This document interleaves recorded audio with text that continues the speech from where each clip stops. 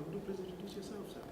Yes, my name is Adeladus Kilangi, and I am the member and currently the chairperson of the African Union Commission on International Law. Now, could you tell us about this? What is your area of jurisdiction? I could say about jurisdiction in terms of the mandate.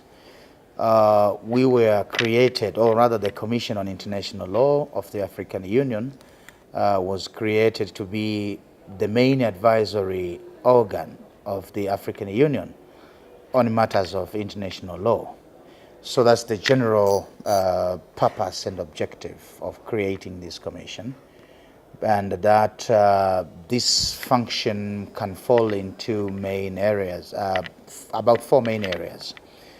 The first is the area of working on treaties. In Africa, we have a number of treaties that were concluded by the then Organization of African Unity, OAU, and now also the African Union.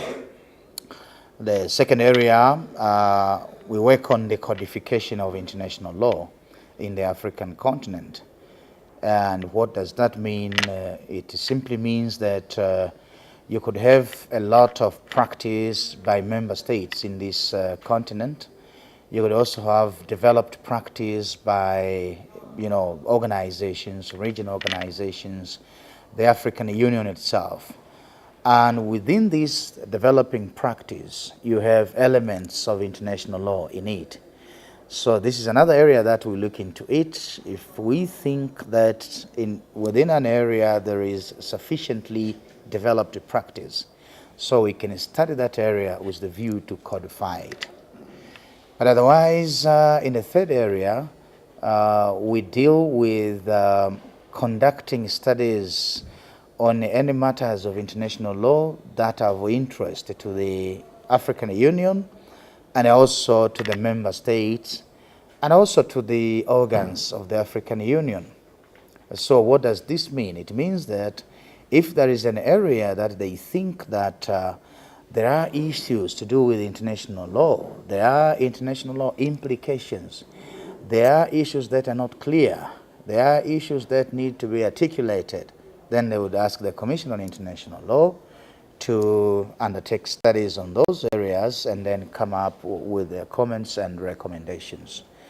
And the fourth area of our mandate is to promote the teaching, the study, the dissemination of international law in the African continent. So essentially, to popularize international law, to make it more known, to make it more appreciated, etc., within the African continent. So, in summary, this is that's what the Commission on International Law of the African Union was created for. Now, what would you call your success story?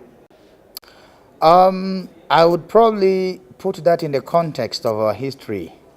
The Commission on International Law was just created in 2009.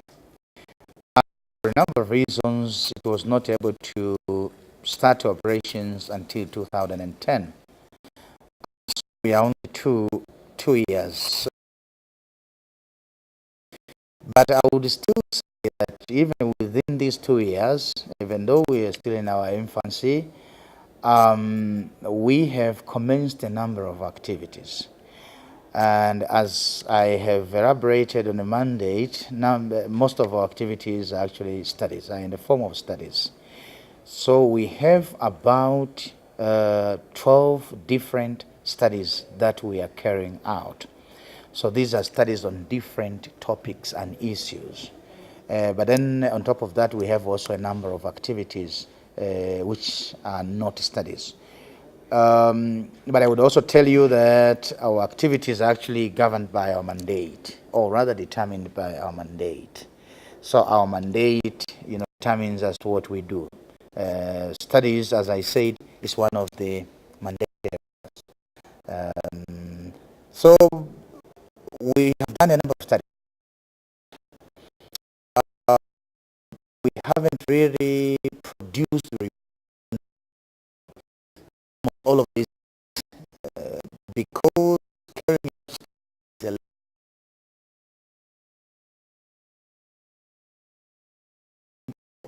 that you need to interview and talk to the opinions. There are so many things that you need to examine, like statutes, law.